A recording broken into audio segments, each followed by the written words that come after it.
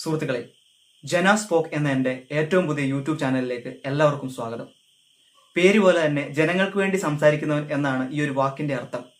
നിങ്ങൾക്ക് വേണ്ടി തുടങ്ങിയ ഒരു ചാനലാണ്. അപ്പോൾ നിങ്ങളുടെ സപ്പോർട്ടാണ് എനിക്ക് ഏറ്റവും കൂടുതൽ ആവശ്യമായിട്ടുള്ളത്.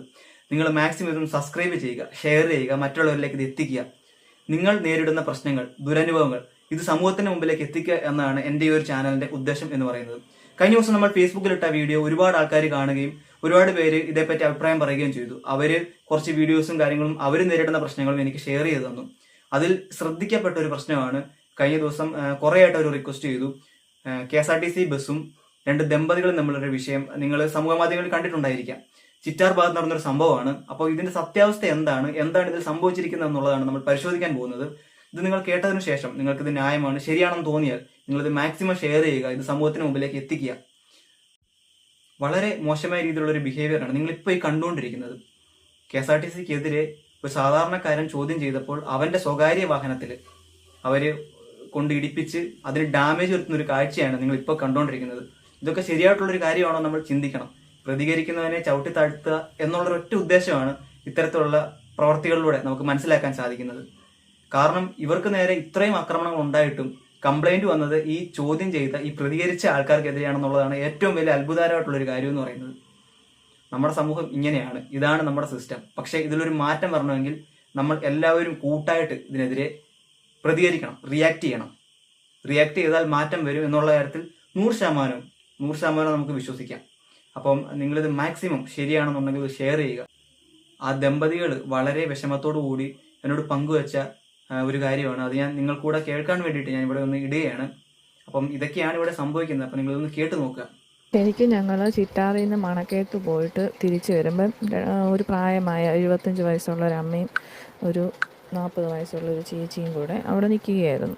ഞങ്ങൾ പോയിട്ട് തിരിച്ചു വന്നപ്പോൾ അവിടെ നിന്നപ്പോൾ പുള്ളിക്കാരി വണ്ടിക്കായി കാണിച്ചു. ഞാൻ ചെന്തോ പറ്റിയെന്ന് ചോദിച്ചപ്പോൾ പറഞ്ഞതുപോലെ മോനെയൊക്കെ എത്ര നേരമായി നിൽക്കാൻ തുടങ്ങിയിട്ട് KSRTC ബസ് കൈ കാണിച്ചിട്ട് നിർത്താതെയും പോയി.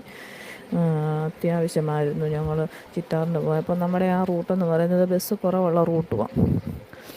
എന്നിട്ട് ഞങ്ങൾ ഇവരെയും കയറ്റി ചിറ്റാറ് താഴെ സ്റ്റാൻഡ് ഓർത്തഡോക്സ് പള്ളിയുടെ അടുത്തായപ്പോൾ ഈ ബസ് കണ്ടു.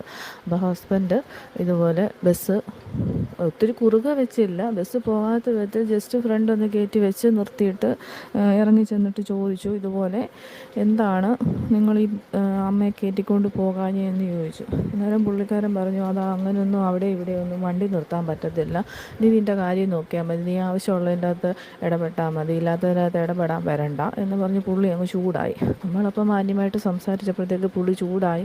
അപ്പോൾ ഓൾറെഡി അവർ രണ്ടുപേരും ഞാനും കാറിലിരിക്കുക, ഞാൻ ഫ്രണ്ട് സീറ്റിൽ ഇരിക്കുക, അവർ ബാക്കിൽ ഇരിക്കുക. അപ്പോൾ ഈ പുള്ളി ഫ്രണ്ട് കൊണ്ട് വന്ന് വണ്ടിയുടെ ഫ്രണ്ടിൽ തന്നെ ഇടിച്ചു. വണ്ടി ബാക്കിലോട്ട് അങ്ങ് പോയി. പെട്ടെന്ന് ഞാൻ ചാടി ഇറങ്ങി. അന്നേരത്തേക്ക് എൻ്റെ ഹസ്ബൻഡ് വന്ന് വണ്ടിയെ കയറി വണ്ടിയെടുത്ത് സൈഡിലോട്ട് മാറ്റുന്ന വഴി ഇവൻ രണ്ടാമത് പിന്നെയും കൊണ്ടുവന്ന് നിന്നെ ഞാൻ കാണിച്ചു തരാമെന്നും പറഞ്ഞുകൊണ്ട് വണ്ടി ഇടിക്കുക.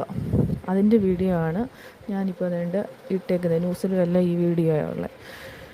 എന്നിട്ട് ഇവർ തമ്മിൽ പിന്നെ വണ്ടി ഇടിച്ചു കഴിഞ്ഞപ്പോഴത്തേക്ക് വാക്ക് തർക്കവും അടിക്കാനൊക്കെ പിടിക്കുകയൊക്കെ ചെയ്തു. പക്ഷേ എന്നാൽ ഡ്രൈവറിനെ അടിച്ചൊന്നുമില്ല. അടിക്കാൻ ഇങ്ങനെ പിടിക്കുന്ന വീഡിയോ ആണ് ഇവന്മാരുടെ അടുത്ത് വീഡിയോ ഇട്ടേക്കുന്നത്, അടിച്ചെന്നും പറഞ്ഞുകൊണ്ട്. എന്നിട്ട് പുള്ളി പോയി ആശുപത്രിയിൽ പോയി അഡ്മിറ്റായി. വണ്ടി പോലീസ് സ്റ്റേഷനിൽ കൊണ്ട് ഇട്ടേക്കും. പോലീസുകാർ റൂട്ടിൽ ഓടാൻ പറഞ്ഞിട്ട് അവന്മാർ വണ്ടി എടുക്കാതെ അവിടെ തന്നെ ഇട്ടേക്കും. ഇപ്പം ഇന്നാകുമ്പോൾ 4 ദിവസമാവുക.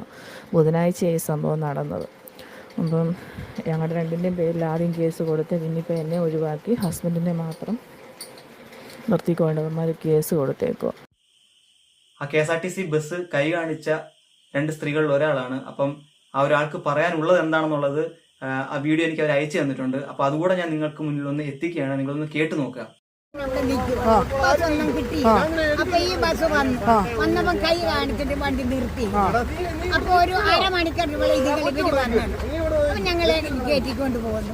അപ്പൊ ഞാൻ വിചാരിച്ചു ഇത്രയും നേരം നിന്നല്ലേ ഇവരൊന്ന്. അപ്പോൾ എന്തായാലും അവരോട് ഞാൻ പറഞ്ഞിട്ടുണ്ട് CMO പോർട്ടലിൽ ഒരു കംപ്ലൈന്റ് അപ്ലൈ ചെയ്തിട്ട് അതിന്റെ ഡോക്കറ്റ് നമ്പർ അയച്ചു തരാൻ. അപ്പോൾ അവരെനിക്ക് അത് കംപ്ലൈന്റ് രജിസ്റ്റർ ചെയ്തിട്ട് ആ ഡോക്കറ്റ് നമ്പർ അയച്ചു തന്നിട്ടുണ്ട്. തീർച്ചയായിട്ടും നമ്മളും കൂടെ ഇത് ഫോളോ അപ്പ് ചെയ്യുന്നതാണ്. തീർച്ചയായിട്ടും നിങ്ങളുടെ കൂടെ സപ്പോർട്ട് ഉണ്ടായിരിക്കണം. നിങ്ങളിത് മാക്സിമം ഇത് സമൂഹത്തിലേക്ക് എത്തിക്കുക. അതാണ് ഏറ്റവും വലിയ സപ്പോർട്ട് എന്ന് പറയുന്നത്. Thank you so much. തുടർന്നും ഓരോ വിഷയങ്ങൾ ഓരോ ദിവസവും നമ്മൾ ഈ ചാനൽ ഇടുന്നതായിരിക്കും. നിങ്ങളുടെ എല്ലാവരുടെയും സപ്പോർട്ട് ഉണ്ടാവണം. Thank you so much.